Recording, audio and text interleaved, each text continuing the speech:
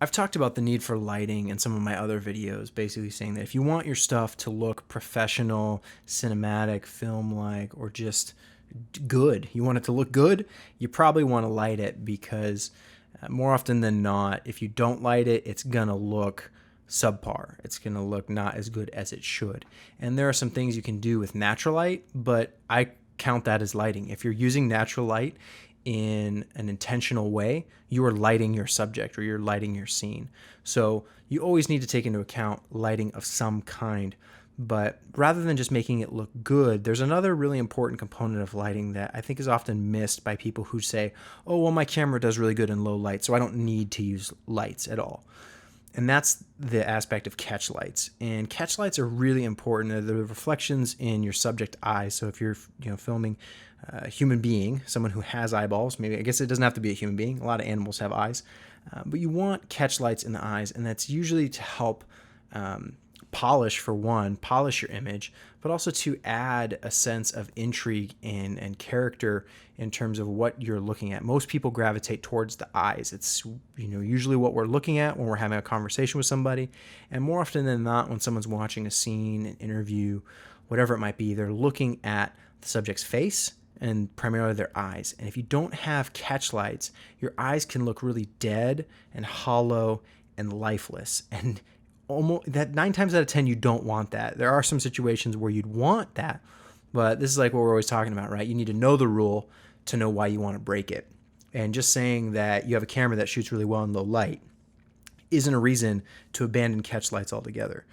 And a part of this is also kind of specular reflections, right? So we're not just in the eyes, but on, let's say, like a phone or something that has a reflective surface, a computer, a TV, a metallic like car. That's a great example of something that has a surface that's going to have those specular highlights. If you've done any like 3D modeling or anything about that, like the specular highlights are really important because it helps shape and contour your subject. Likewise, if you're not using lights, you're not going to have intentional specular reflections. You're not going to see in the reflection kind of what you would typically see with high-end stuff, whether it's cars, laptops, computers, whatever, right?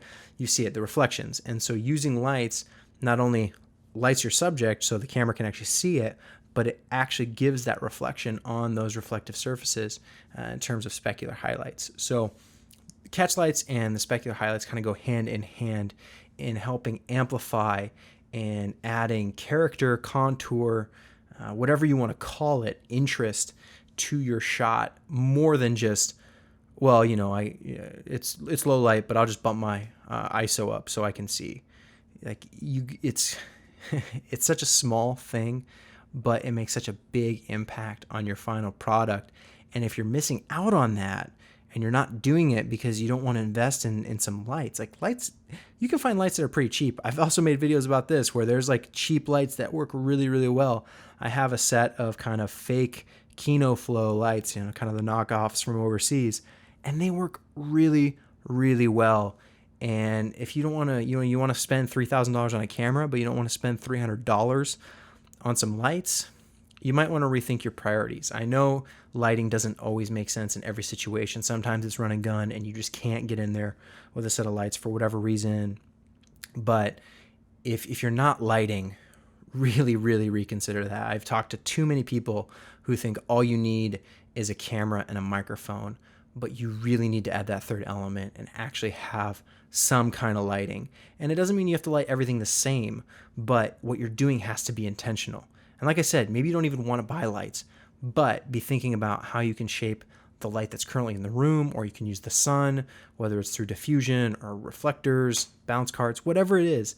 Think about lighting because that is such a key component to your image and to like painting the picture that you're seeing. And far too often I hear people just put lighting off to the side like it's like last priority when it should be number one. Because let's face it, a lot of modern cameras, they're getting pretty good to the point where only the pixel peepers are the ones who can spot the difference. But your average audience, they know the difference between good lighting and bad lighting. They might not be able to verbalize it, but subconsciously they know. They know when they see something that's well lit and something that's poorly lit.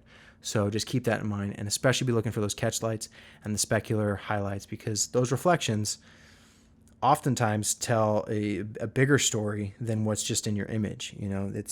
It's one thing to have your subject and film them, but to light and contour and shape that image through lighting is, I can't say enough how important it is.